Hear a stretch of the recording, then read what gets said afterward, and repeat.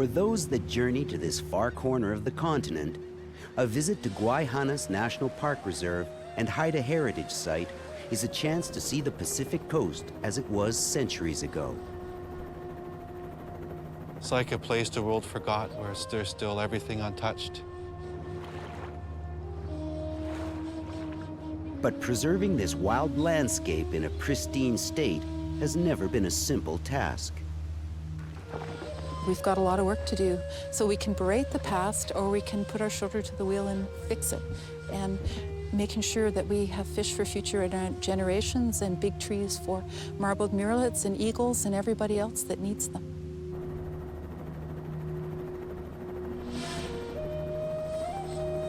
With the industrialized world at the park reserve's doorstep, ecologists, anthropologists, and park managers alike face escalating challenges as they try to maintain a precarious balance on the fringe of the rain coast.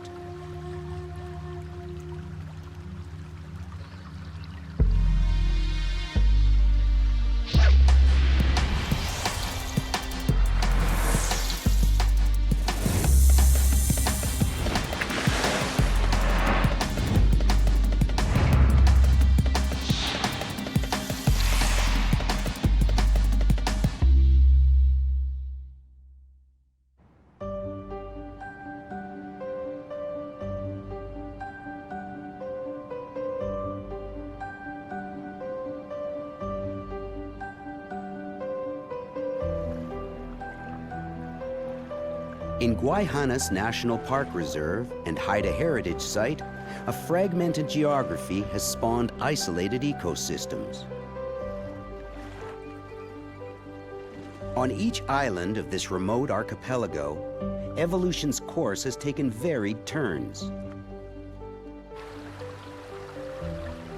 Unique species dwell within the park reserve's rainforest and beneath the surface of its waters.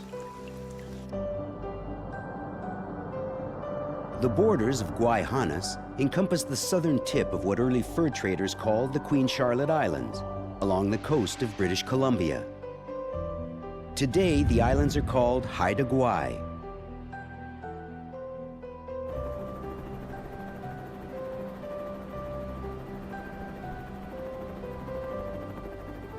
Here, the peaks of the San Cristobal Mountains tower over almost 5,000 kilometers of shoreline.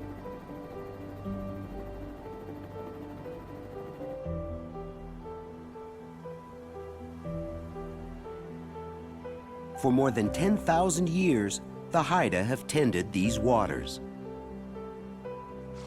flourishing on the bounty they have provided and making sure they will continue to provide for many more generations to come. It's all about balance here. It just is. It is about balancing visitor use with visitor impact and protecting the land for future generations. It is about balancing the Parks Canada input and the Government of Canada input with that of the Haida Nation. A little bit different than the way I do it. Well, I told him he's doing it the slow way. Like my father said, save stuff for generations, not just the next generation. Every generation after the next, after the next, after the next. And save the islands, save everything, the oceans, the trees, everything you possibly can.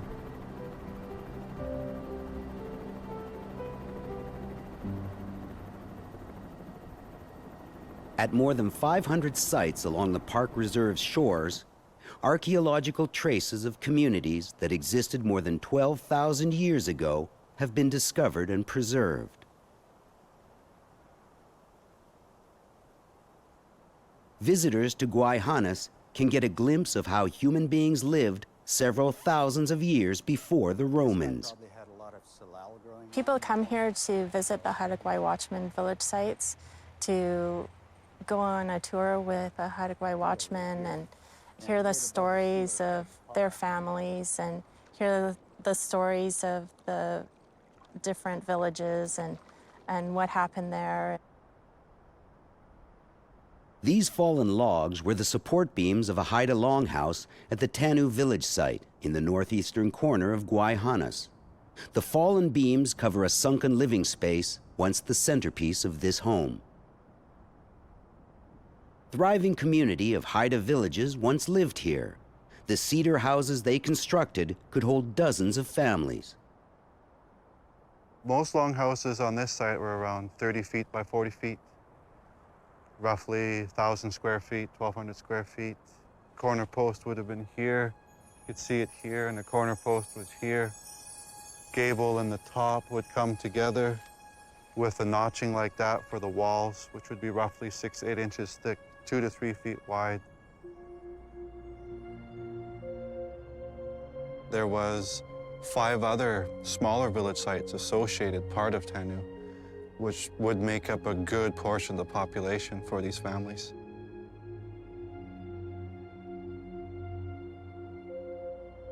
In the 17th and 18th centuries, the Haida villages were changed forever.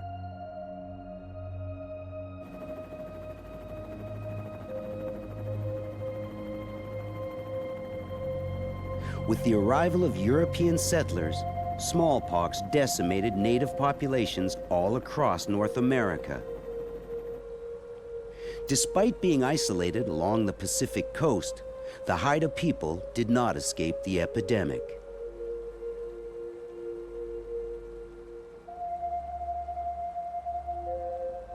Our population, at its height, we definitely would like to figure anywhere from 15,000 to 30,000 individuals. And then in a short period of time, from the late 1700s, especially 50, 60 years in the 1800s, we lost 95% of our population. The villages were abandoned. They definitely went in stages from south to north. Definitely the south got hit first because they were the closest to Victoria for trading. All your smaller, like satellite towns and villages would be abandoned, at least by the late 1700s.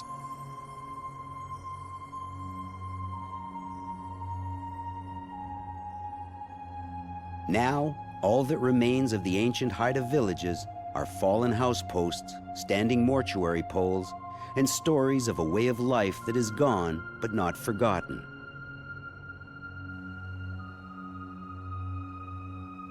Haida elders have worked tirelessly through the decades to meticulously preserve what remains of a once vibrant and thriving culture.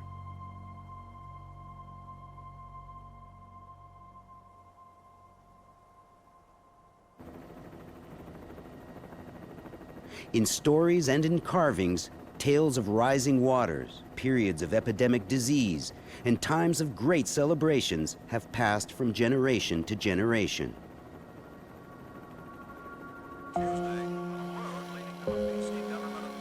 But one of the Haida people's most recent struggles could turn out to be its most significant. I come from a logging family. My father logged for 35 years or so. All my uncles, most of them logged. My grandfather logged. Me and my brother, we went right into it when we were old enough. The fight for Gwaii Hanas began when the company that was logging in the area wanted to put a log dump in Burnaby Narrows. The days of easy wood had to stop. The logging was just way too much, in my opinion, called rape and pillage. Go, go, go. In 1985, protests against the logging of southern Haida Gwaii were staged on Lyell Island, where commercial logging was at its worst. I'm arresting you for mischief under Section 387 of the Criminal Code for obstructing and interfering with rank weapon logging from lawful use of property. To everyone, it was endless, always endless. Just keep on going. They were just taking way too much than anyone would ever need, ever. The demonstration captured national attention. If the government refused to respect our land, we have no choice but to continue our stand. It's a real good thing that the young people decided that they had nothing to lose by stepping up and attempting to protect the land. And Gwaii Hanas is the end result of all that work, and it's given us our voice back.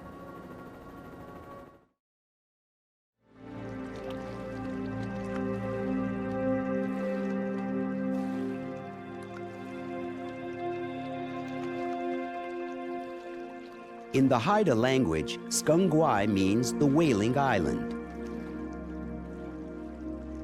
Those that once lived here thought that the sound of wind rushing through the hollow of a nearby reef sounded like a woman wailing.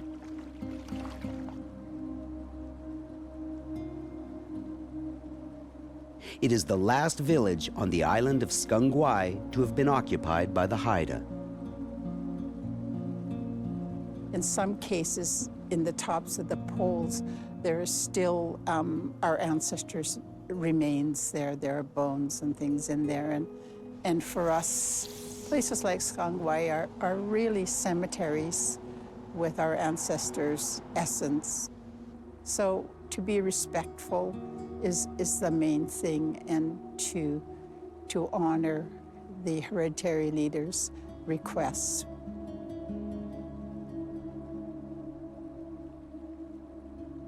Just want to protect everything and not let everything get removed. There's not a lot left, but there's still people that still find the need to gather odd things from certain places of the world.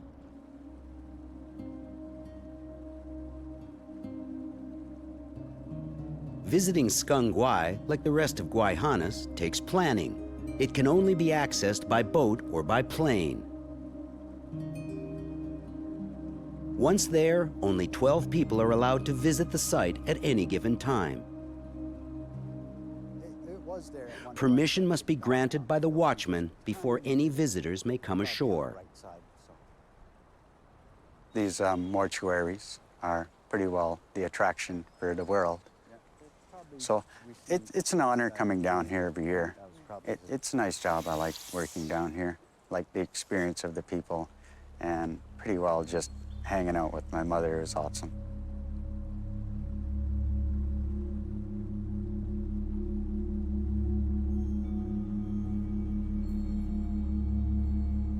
In 1981, the Government of Canada designated Gwaii a National Historic Site. In the same year, UNESCO granted World Heritage Site status to the location of the historic Haida community.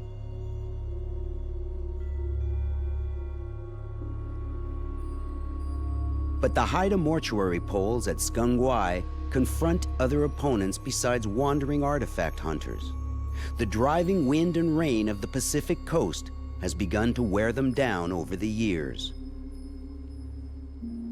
The poles, they're slowly falling apart. It's quite sad to look at them now as opposed to 20 years ago when I started, and see how big chunks are falling off the faces of them now, and know that they don't have much life left.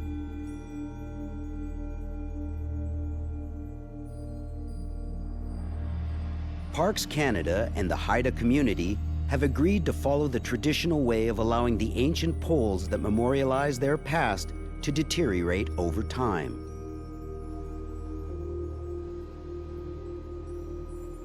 It's a difficult decision, but one with which elders can be more comfortable, knowing that the spirit of craftsmanship that created the poles has been preserved and passed down through generations. Marcel Russ was born into the Raven clan on Haida Gwaii. He descends from a long lineage of renowned carvers. I'm just starting to finish off all the details, doing little fingers, cleaning up work all over the totem pole. This particular part I'm working on is a watchman. The watchman figure, it actually is a protector of whoever is the owner of the totem pole. He's a man that used to climb on top of the totem poles and watch out for danger. Marcel has been working for 3 years on this pole. He chose the tree, cut it down, and composed the story for the carving. When finished, it will be shipped to England to adorn a Hearst family castle. Some of my artwork, it feels like I'm not even doing it. I'm just kind of witnessing it happen. So it kind of creates itself as it goes along. I'm just lucky enough to be there.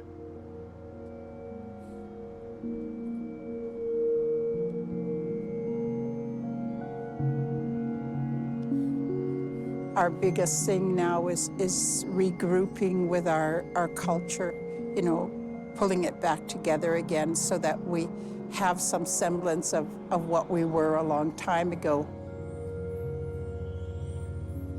If you take things and you put them in little pockets by themselves, they might look all right. But what about the story that goes with it?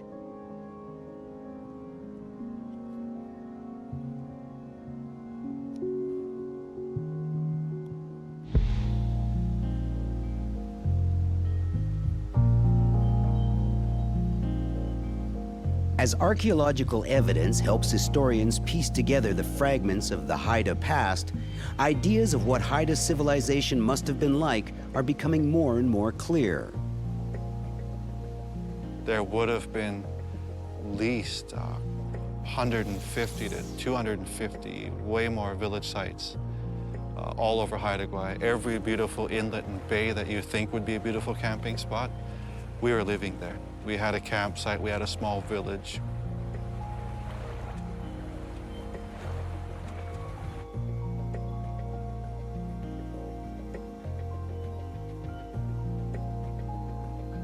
The long-abandoned remains of Haida villages tell the story of a people's tragic confrontation with a smallpox epidemic.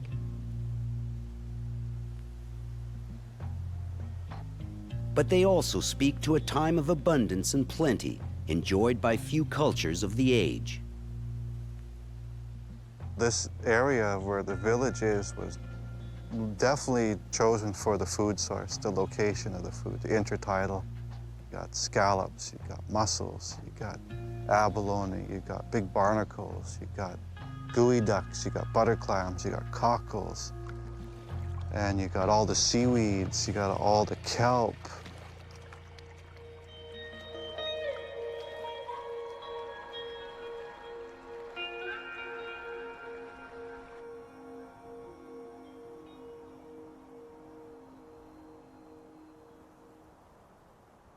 We got it just off the Tiny Rocks, straight out here. Caught 2 this morning.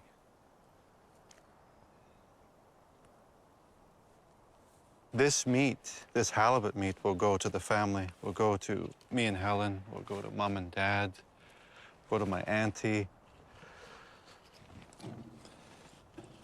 Yeah, you definitely don't starve on this island. And if you do, you definitely deserve it.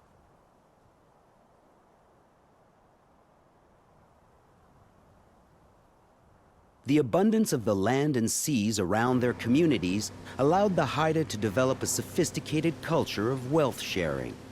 In a potlatch, you would redistribute your wealth to everyone around you, which our wealth was fishing grounds, berry picking grounds, cedar harvesting areas, songs, crests, stories. Anything like that was considered wealth. And that's why I'd like to always say we'd never had poor people, because you always take care of everyone around you.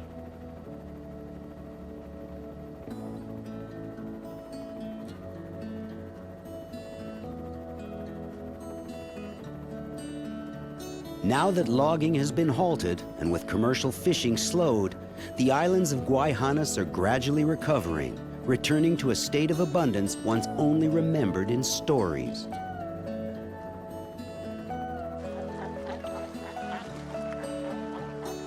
The tidal pools, narrows, and reefs along the park reserve's shorelines are teeming with life.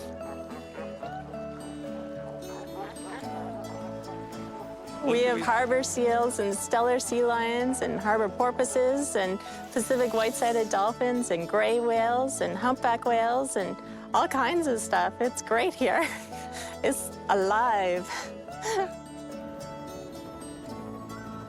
With a kaleidoscope of marine life in every channel and in every bay, Gwaii Hanas is a paradise for paddlers.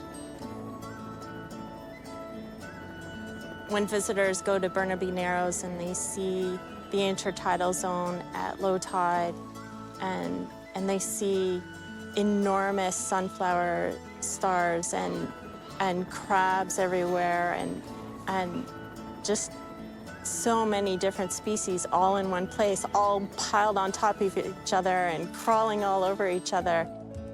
People can see what it was like, say, on Vancouver Island 100 years ago.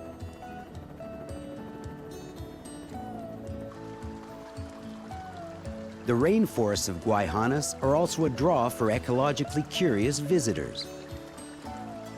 The scope, the immensity of all these trees, the incredible lushness, the moss dripping off in thick gobs, it's absolutely spectacular to be here. You just feel so small and surrounded by just so much beauty. It's incredible.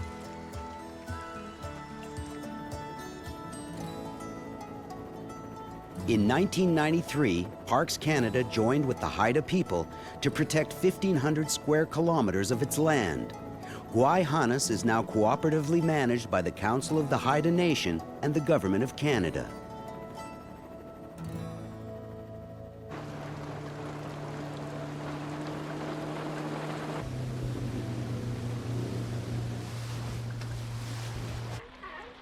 With the landmass of Gwaii Hanas secured as a National Park Reserve, Parks Canada is now turning its attentions to the sea.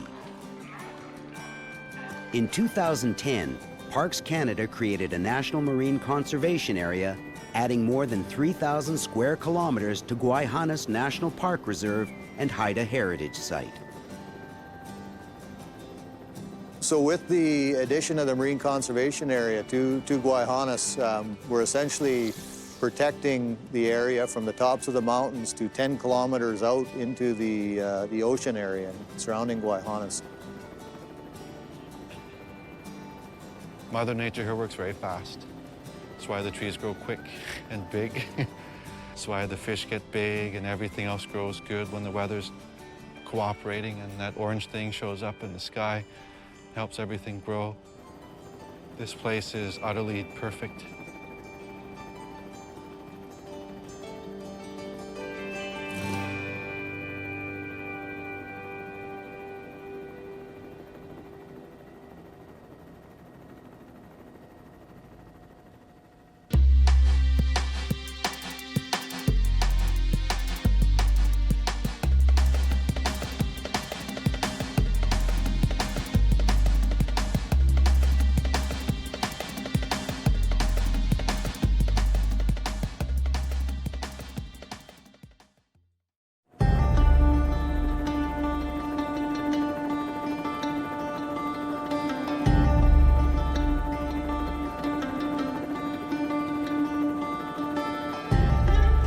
The Nahanni River carves a path through the northern wilderness, leaving a trail of geological marvels. It is absolutely breathtaking all the time. Every minute when you paddle downstream for Virginia Falls, your breath is taken away by something magnificent. And that's 220 kilometers of river. It's a starring attraction of the massive Nahanni National Park Reserve in the Northwest Territories. It took years of campaigning to get the government to expand the park. Now, almost an entire watershed and the animals living on it are protected. When we finally got the whole park expanded to where it's at today, it marked an incredible milestone for us in the work that we've done in protecting land. It's a pretty amazing conservation endeavor of a lifetime, for my lifetime anyways. Now, all that's left to do is to manage one of the largest parks in the world.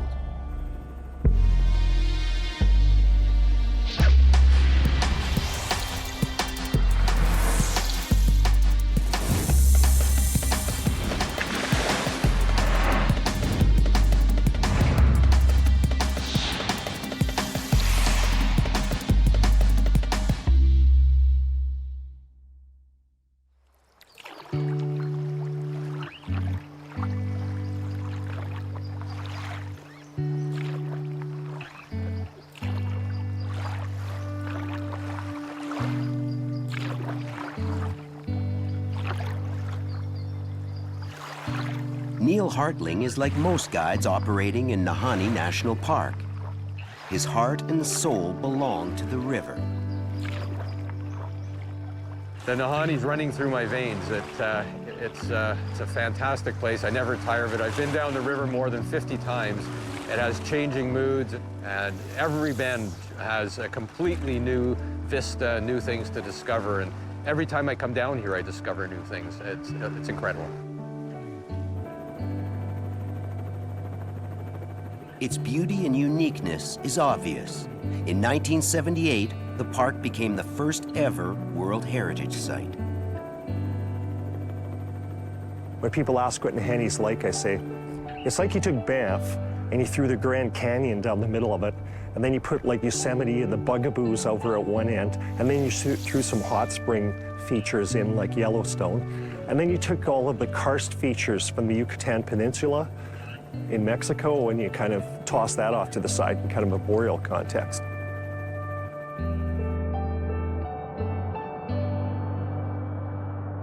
Today, the park stretches across 30,000 square kilometers in the Northwest Territories.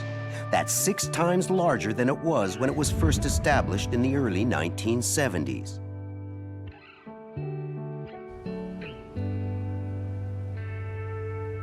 At the time, there was a proposal to install a hydroelectric dam at Virginia Falls.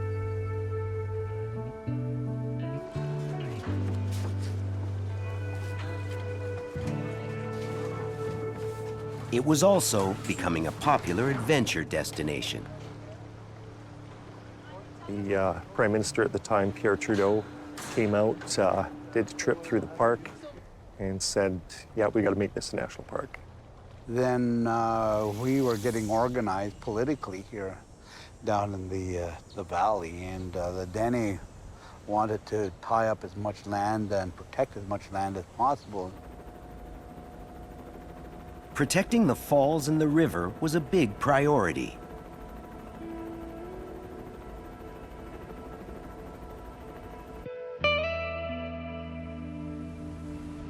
The initial park covered a narrow strip along the South Nahanni River, and it was a good first step for the area's conservation. But it wasn't even close to being big enough to protect the wide-ranging animals crossing in and out of the park. It was always known from the very beginning that the park wasn't big enough. It wasn't until all the interested parties started working together to expand the park that momentum started to build. And all the while, mining and forestry interests were chomping at the bit to get into the mineral-rich area. Development is creeping north, and the north is subject to mineral exploration permits and oil and gas in some cases.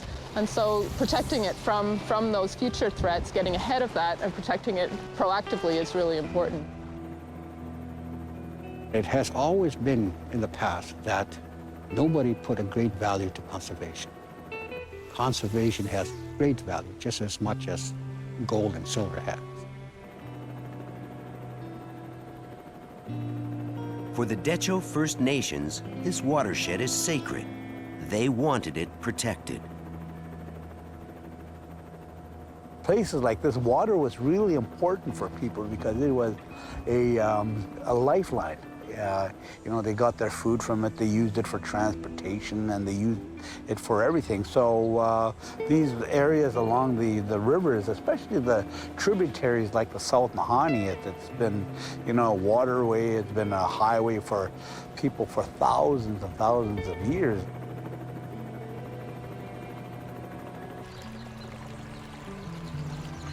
Though a portion of the river was protected within the boundaries, it wasn't big enough to adequately maintain the river's ecological integrity. A mine might have a lifespan of about 15 to 20 years, maybe 30 years at the most. Employing how many people? How many Decho people? Maybe 20, maybe 30 for that period of time. It's about the same amount of new positions that we just created. Whereas the park, those positions will be there as long as the park is there. No matter what happens outside the park, the land will be preserved and its ecological integrity maintained for all to see. And a larger protected area with more attractions will potentially draw in more visitors.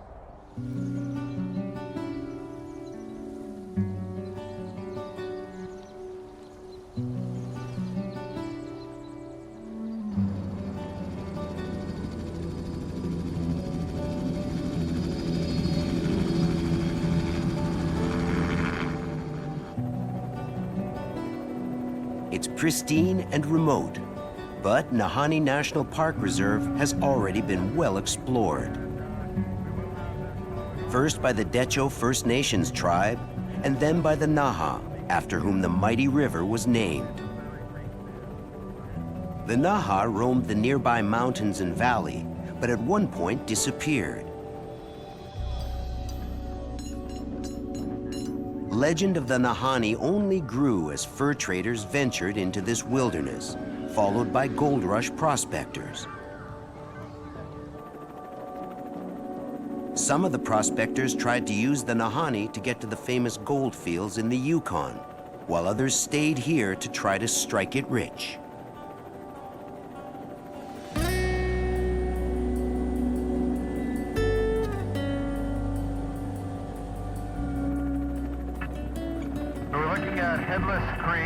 Where the McLeod brothers were found dead and headless at the turn of the century. They were in here looking for gold. They were found by their uncle who was searching for them, and that day he named the valley Dead Men Valley, and the creek was named Headless Creek.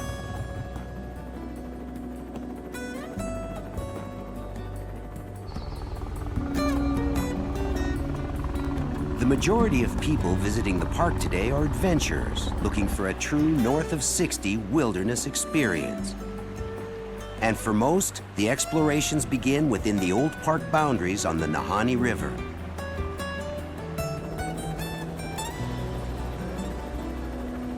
The river formed when the area was only a flat plain.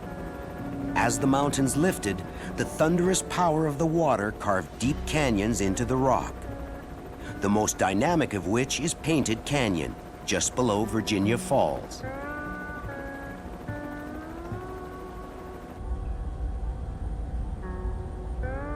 At twice the height of Niagara Falls, these are the major attraction of the Nahanni.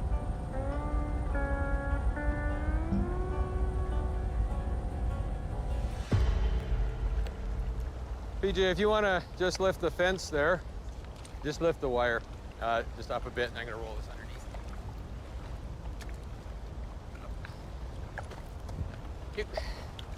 Yeah, it's muddy. Yeah. Neil Hartling has been guiding around here for more than a quarter century.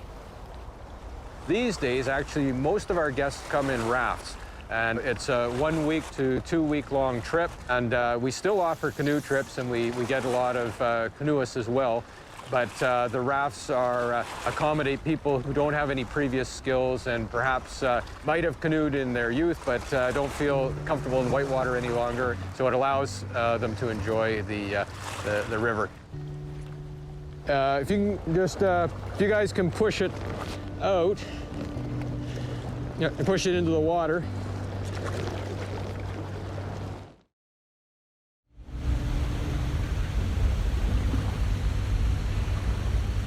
Neil is one of the lucky few with a license to operate an outfitting company that offers guided tours in the park. I ended up on my first trip here saving the lives of a local family, a little girl and a husband and a wife, and they wanted to help me out, and they helped me get an outfitting license on the river. In those days, even now, you couldn't get one now. You couldn't get one there. They're not giving them out. And so there was a young kid living out my dreams of outfitting and guiding on the Nahanni. I never looked back from there. In the northern end of the old park limits, the park takes on a vastly different character.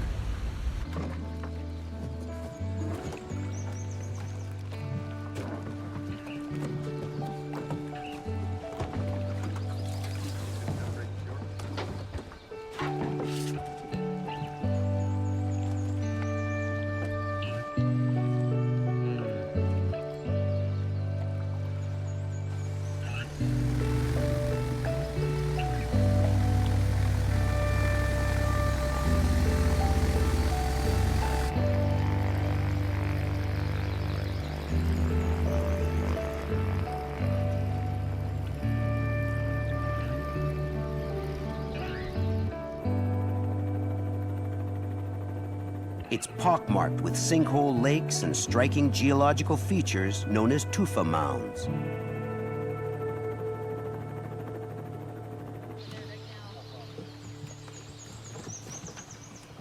Here at Rabbit Kettle Lake, a group of tourists and their guides arrive for another kind of Nahanni adventure. After 4 flights to get them here, it's just one more trip by canoe to get them to their campsite.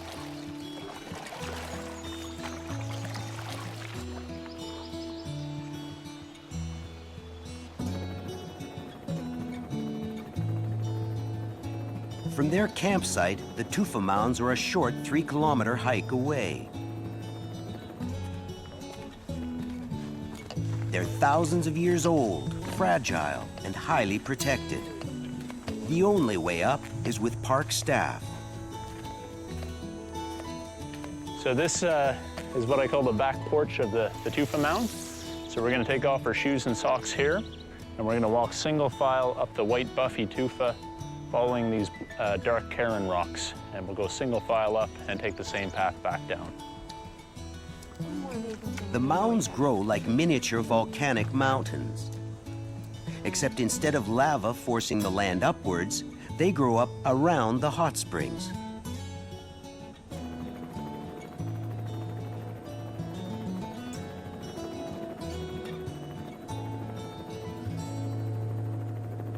We're standing over about 90 feet of tufa, and we're looking at about 74, 75 meters across. So it definitely makes it the largest tufa structure in Canada. It is quite brittle, and one reason for that is it does cover up leaves and plants and trees. And as those rot then within the tufa, they leave an air pocket, which then of course is not very stable if something were to step on it. Now that the park has blossomed to more than 30,000 square kilometers, there's a lot more than just foot traffic for park staff to worry about. The most pressing being the industrial mines that might soon go operational within its borders.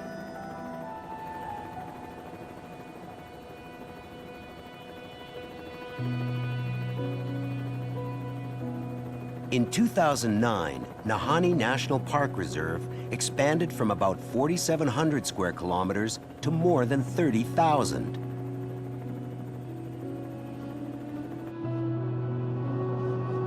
But 2 places were not included in the newly protected area, both previously existing mines. The largest sits right in the middle, like a donut hole surrounded by parkland.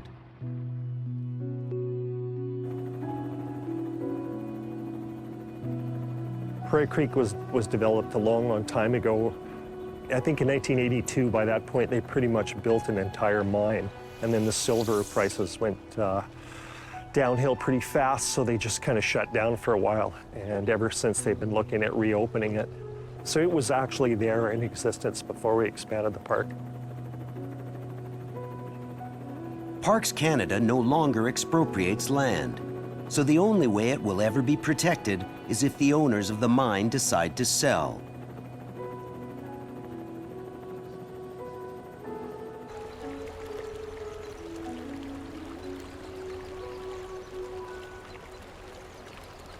Neither of the locations is actively mining today, but Parks Canada is studying the areas around the mines to get baseline information about the outflow and water quality.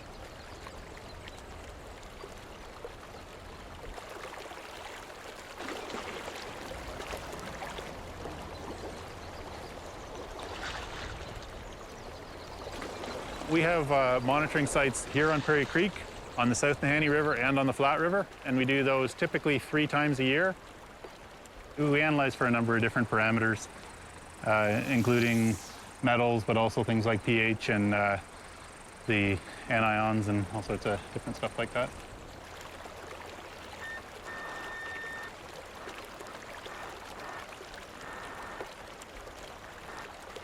So depth is 22 centimeters, 0.98 meters per second.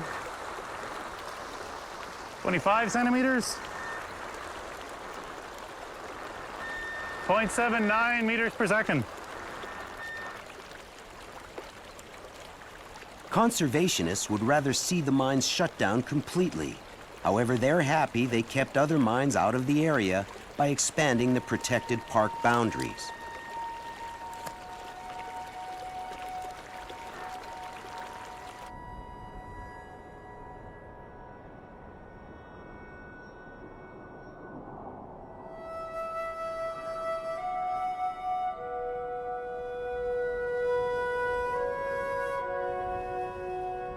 And there is no shortage of beautiful features in the park's new boundaries.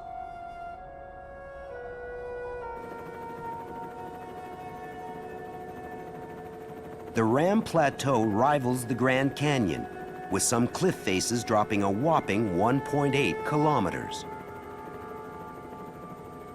It's a unique geological feature within the karst landscape, which is the dissolved limestone.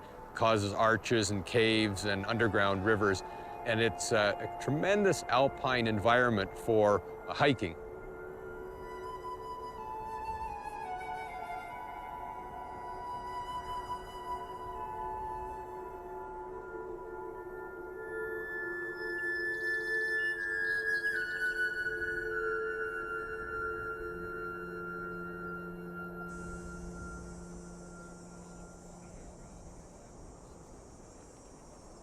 Well, I'm thinking this will be enough with bread. Yeah. And we've got cookies, and Okay. then if you can get, I've got a mustard or mayo. If you can get a mustard. I got the mustards going. Guiding on the Nahanni draws the cream of the crop. Up here, guides have to be multi-skilled.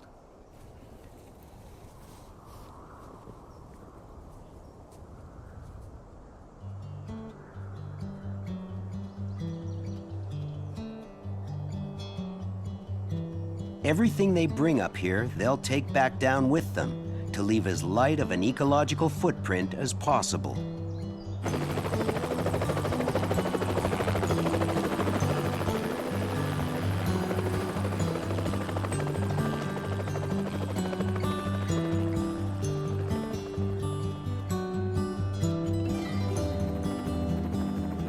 About 1.5 hours by helicopter from the Ram Plateau, up around the glaciers, the landscape changes dramatically.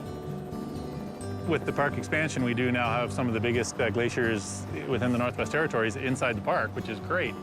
And similar to glaciers in the Rocky Mountains and other parts of the world, our glaciers have been receding. There's been a decline, I think it's between 25 to 30% over the last 25 years is sort of the estimate in area. The park is studying the glaciers on the ground and from the air with the help of the Geological Survey of Canada. But they're also looking at these new areas to determine its tourism potential.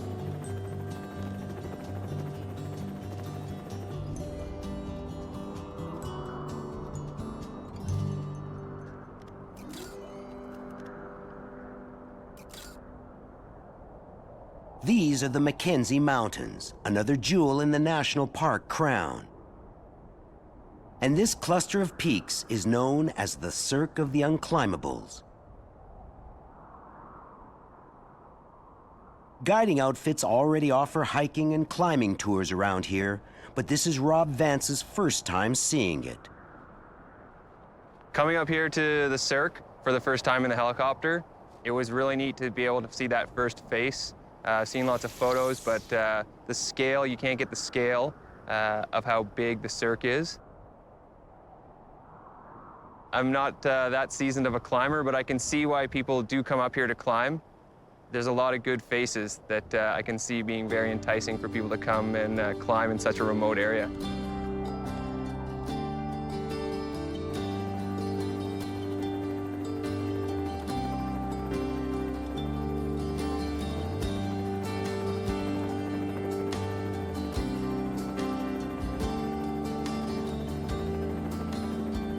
The Nahanni, for the Dehcho people, is something that gives them inspiration from the legends and the stories. And also a place as beautiful as the Nahanni, you want to keep it that way forever. It not only serves as a living, breathing museum of ecological integrity, but as proof that many groups working in synchrony can stand up to preserve critical natural wilderness areas. And now these areas are set aside forever.